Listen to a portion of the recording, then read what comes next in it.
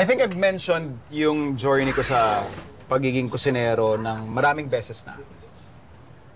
Siyempre, yung usual natin na litanya na came up from a family na mahilig kumain, pasiklaban ng luto. Nakatulong siyempre dyan yung heritage ko, yung pinanggalingan ng aking mga magulang. So yun yung pinakamalaking impluensya na meron ako with my culinary journey, ika nga. Pero I can also name and remember a specific siguro scenario kung saan ko naman siya na-expand. I would say very critical yung familiarization ko with herbs. I would attribute that doon sa kung bakit ako nakapasok sa hotel industry. What we're making now is a seasoning para doon sa ating asin. Kasi bukod doon sa pastang na-discover ko before, again, 20-25 years ago, preparean din natin to ng protein. So we will just roughly chop this. Let's add in yung ating salt. We will rub yung ating salt doon sa ating herbs.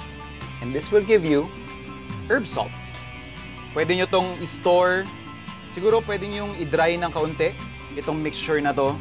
I-rub mo lang yan and you have a cheat na pwede mong kunin sa inyong cupboard or sa inyong pantry anytime na gusto nyong ibahin yung lasa ng inyong dish na gagawin. Shelf life nito, since we're dealing with salt, it's practically forever. Wag lang siyang mababasa.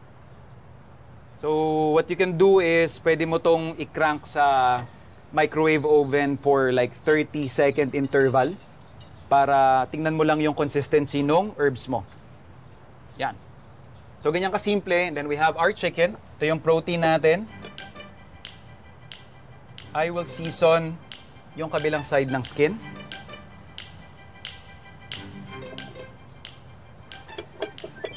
I'm being mindful na wag siyang malagay dun sa kabila. Dun sa skin side. Because I will be cooking yung ating chicken siguro mga 80% dun sa skin side. Bakit? Para lang hindi masunog. You can let it stand for siguro overnight sa fridge. Pero pag ganito, pwede rin naman, walang problema. Kung gusto mo lang ng mas nanunuot yung lasa, you can definitely marinate this for a longer period of time. Ito yung kabaliktaran sa madalas kong tinuturo sa inyo, food explorers, na when you sear, dapat mainit yung pan. This time, we'll start with cold pan. The purpose of that is we want to render yung fat nung chicken skin. Kaya sabi ko kanina, okay lang din na kahit hindi natin i-marinate ng matagal yung chicken is because of this process. It will have enough time para ma-absorb yung timpla na nilagay natin doon sa meat. Yan. Unti-unti magsisizzle yan habang nagba-brown naman at nag-crisp up yung chicken skin. Balikan natin to siguro more or less mga after 5 minutes. Kung makikita natin, wala tayong nilagay na kahit anong oil. And yet, ayan na siya. Diba? Since hindi flat yung pan natin, flip lang natin sa kabilang side para pantay maluto. So makikita natin, etong part na lang yung hilaw. Yung gray area na yan, that's your indicator kung hanggang saan na yung lutong part. So more or less, nasa 70% na tayo. Flip lang natin siya to finish off yung cooking. Perfect time for us to prepare our pasta.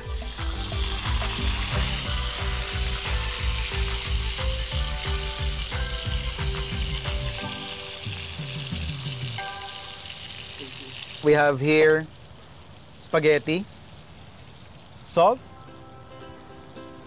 pasta. Lagyan natin dun sa ating boiling water. Alalayan lang natin ng swirl yung ating pasta para hindi maputol. Kaya lang natin ito maluto. Depende of course sa brand. Pero tatimingan natin ito mga 8 to 12 minutes. Pag gantong hindi natin kilala yung brand na ginamit, what you can do, I'm sure napanood nyo na ito kung paano matitest. Kuha kayo ng isang piraso, patiin nyo sa gitna. Dapat yan may tuldok sa gitna. So, medyo malaki pa yung tuldok. I'll give this 2 more minutes and then pwede na nating i-finish. Since patapos na yung ating pasta, prepare na natin yung herb component. So, we have here rosemary, we have thyme, we have oregano. Rough chop lang natin to.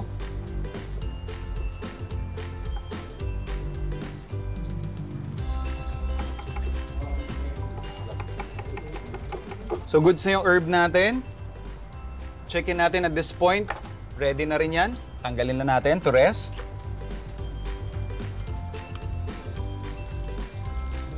So, using the same pan with the fawns and yung seasoning ng ating chicken, we will add in our herbs para lang ma-infuse pa yung mantika. And then, dagdagan lang natin ng olive oil.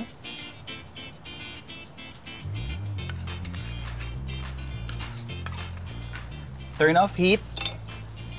And then, kukunin na natin yung ating pasta. So, yung konting tubig na pumapatak na yan,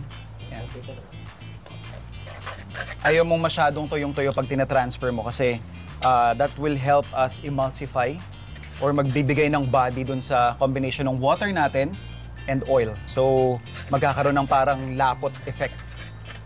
Yan, makikita natin.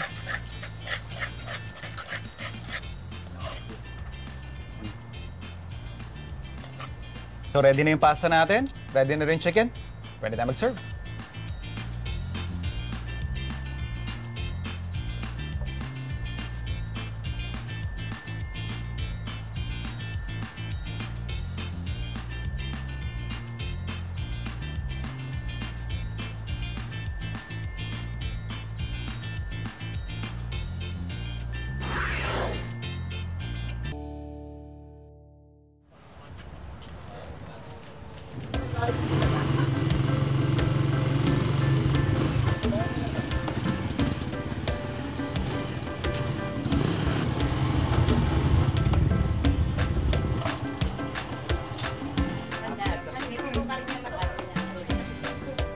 Tanda yung dosis. Bibili ako ng ipon para sa pasaog sa gulay, tsaka alamang. Sana yun eh. At magkano yung sitaw? At 1 kilo.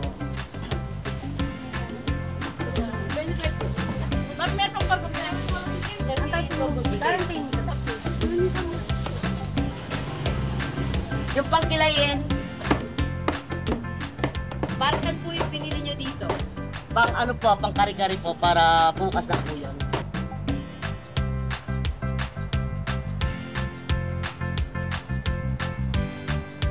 Nagsimula po ang Atibis Palabok, year 2000 po.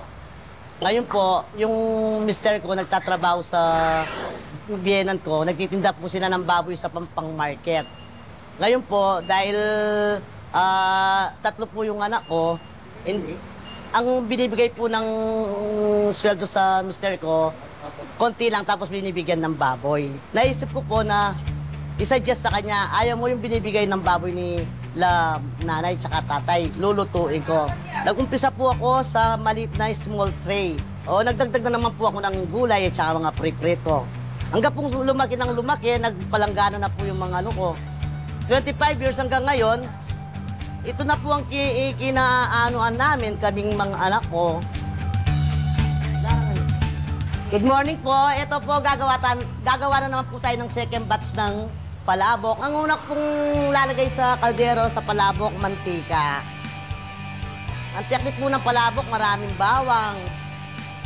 Ito po, magigisa na po tayo ng maraming bawang. I-brown lang po natin yung bawang para malasa sa palabok kasi po ito yung nagdadala sa palabok. Tapos yung palabok namin, hindi po nakakalisan ng init. Kahit anong oras kayo bibili, mainit ang palabok. Ito po, lalagay na po natin yung mantika ng aswete. Buto ng aswete, pinakuluan sa mantika. Yan po, yan ang pampakulay. Sasabay na po natin yung tubig, pakukuluin po natin. Kailangan po hanggang dito kalahati ng kaldera yung tubig kasi pakukuloyin natin to bago natin ilalagay yung ginawa nating sauce ng palabok.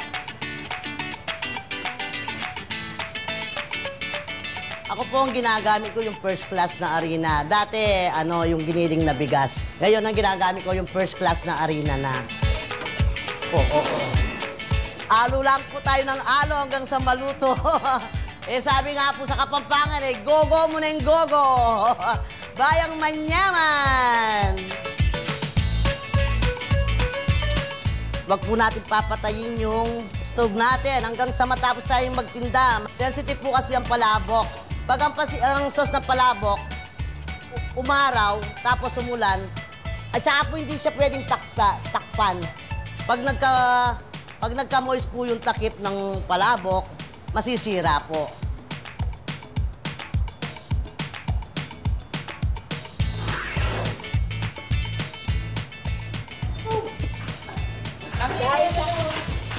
Ito po, kilawin. Ito po yung baga ng baboy. Siningkotsa ko na po ito sa suka at saka patis. Kaya po, igigisa ko na po. Pupulutukin ko po muna para maalis yung lansa. Bigyan po natin ng paminta. Magkano po ba ang order ng ulam niyo? 120 po. Kahit anong ulam? Hindi po, iba po yung gulay. Dito po sa munggo, 50 pesos. Okay. Sa mga karne-karne lang po ang mataas. Pag sa manok, 100 lang kasi mas mataas yung baboy sa manok. Ito po, sisig. Sisig ng mga Kapampangan.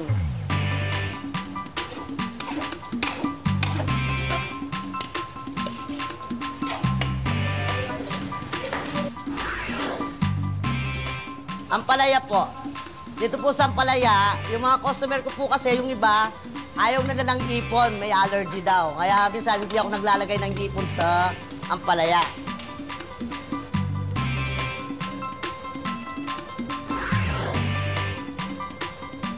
Ito po yung durong, yung alamang, yung ipon na maliliit. Ito po ang sangkap niya, sibuyas, celery, paminta. Ito po yung tinatawag nilang alamang, parang bagoong na maliliit. Masarap po ito, i-partner nyo sa munggo tsaka sa ampalaya.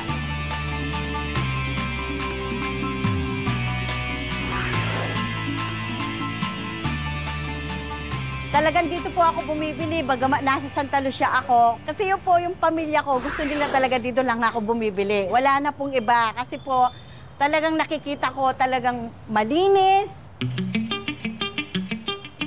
Hindi ka magbubukas ng business ngayon, bukas uunlad ka. Kailangan magtsatsaga ka. Hindi lalabas sa bibig ko yung pagod ako kasi ito yung talagang binigay sa akin ni Lord na kailangan gawin ko para mabuhay yung mga anak ko. Nagpapasalamat po ako sa inyo, yung small business na agaya ko, binibigyan niyo po ng pansin. Sana yung makamukha ko nagbi-business, tiyaga lang po. Ang iniingin mo sa taas, bibigay niya. Magtiyaga ka lang.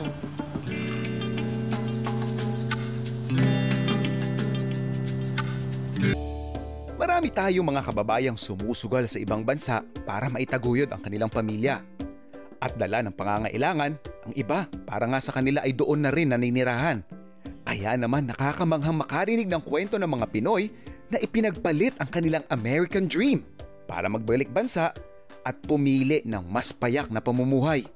Is it something that you guys both grew up with? Yung ganong type of living? Not really. Kasi yung lifestyle namin sa States, very hectic. Yeah.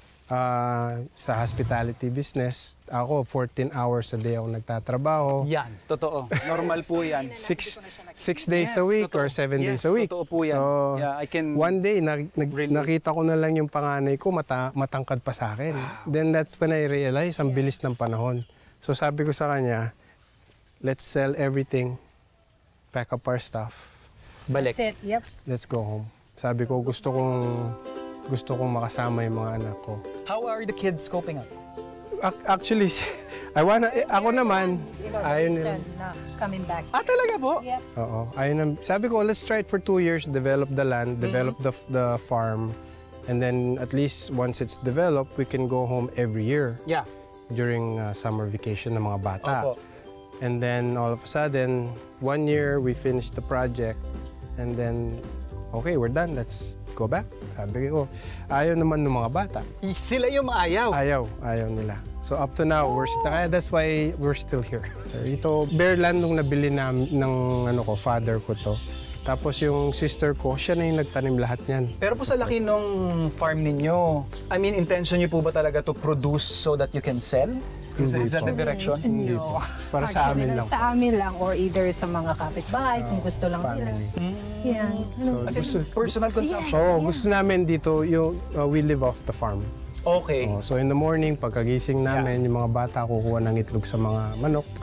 Kukuha kami ng tilapia. Kung anong gulo. Ako in the morning, dito ako, lalakad na ako dito, maghahanap na ako ng kakainin namin that day. Yung mga ganito po, simpleng ganito, you have a pond here. Yes. Yun. Tilapia po na kwan? Red tilapia. Red tilapia, oo. Tapos meron may native na tilapia, kaya nagkabatik yung mga... Okay, nagkalahi-lahi na sila. na sila, oo. Alright, at So least, here, dito rin, nakukuha kami ng pagkain dito. Mga staff namin. Minsan, kukuha kami, idadaing namin kahit maliliit na lang Apo. sila. Kasi sobrang dami minsan. another thing is, kahit kayo mismo sa mga kapitbahay ninyo, you guys are able to share. Yeah. Same thing din sa kanila. Minsan, binibigyan kami ng mga may mga crops silang mga minsan bigas, kamote, Yan, kahatid nila dinadala dito. na lang Ang sarap i-expose ng mga anak natin sa yung sense of community na hindi natin magagawa or ma-experience sa ibang lugar. Ano?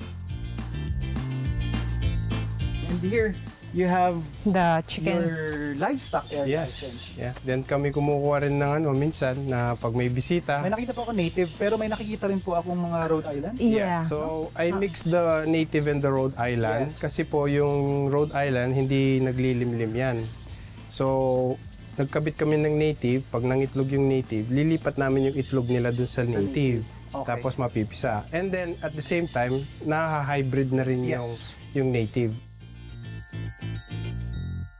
At least, nandito kayo sa stage na you are, I would say, enjoying it. Enjoying, comfortable, Yes. peaceful. Yeah, that's Yun the talaga. best one, yeah.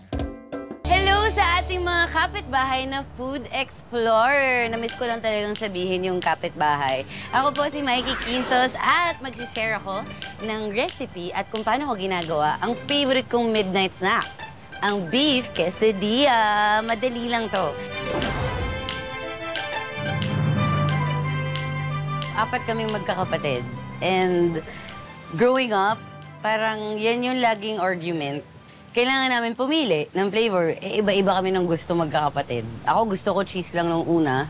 Pero yung ate ko, favorite niya beef. Natuto akong mag-adjust sa gusto ng mga kapatid ko dahil dito. I've learned to love the beef quesadilla dahil sa mga kapatid ko. And siguro kaya ako na-appreciate tong food na to. Ang pa-deep at ang emotional, yeah. Pero it reminds me of that, yung bonding naming magkakapatid. On muna natin ang apoy. Okay, cooking oil. Okay, so lalagyan na natin ng seasoning ang ating ground beef. Yan, mas masarap kamayin kasi para mas ma-mix mo talaga yung flavor. Unahin natin ang ito munang garlic powder. Okay. Paprika. Ito ang favorite at secret ingredient ng lola ko sa ground beef niya. Marami. Huwag kayong mahiya sa paprika kasi masarap yan, promise. Ito naman, fajita seasoning. Rock salt. There. And some pepper. Okay na ako dito because I will mix my tomato paste and my tomato puree dito na sa pan. Pwede na din natin ilagay agad yung ating tomato paste. Tansyahin ko lang. I'm not gonna put all of it. No? Ooh. Okay, I will put the puree na din.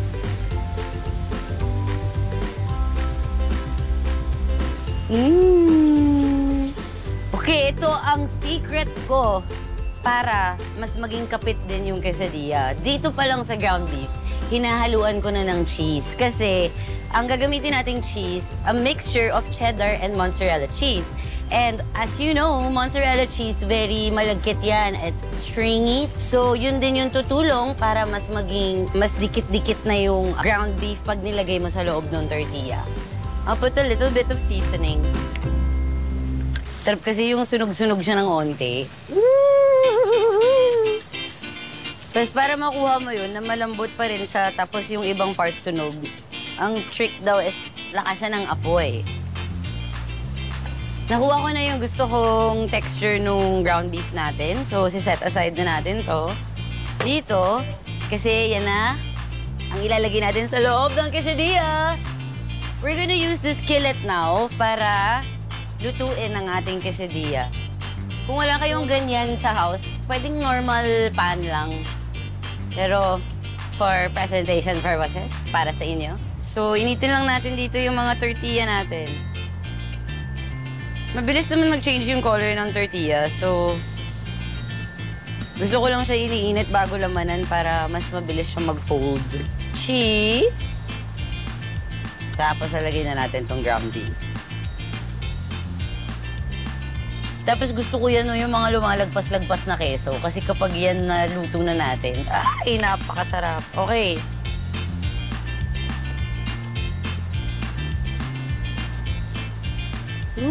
Sarapi! Crispy! Okay, that's our first quesadilla.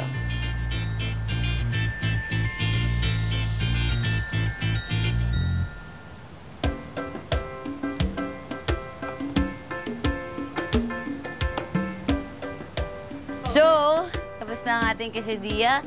For our last touch, lalagay natin ng parsley para may greens ang ating quesadilla. Pwede mo itong kainin with your preference of sauce, like hot sauce, yung iba nilalagyan pa nila ng sour cream or ng mga garlic white sauce. Pero I like it ng plain lang kasi syempre made with love na yung ating seasoning sa ground beef. So let's try it. Kain po.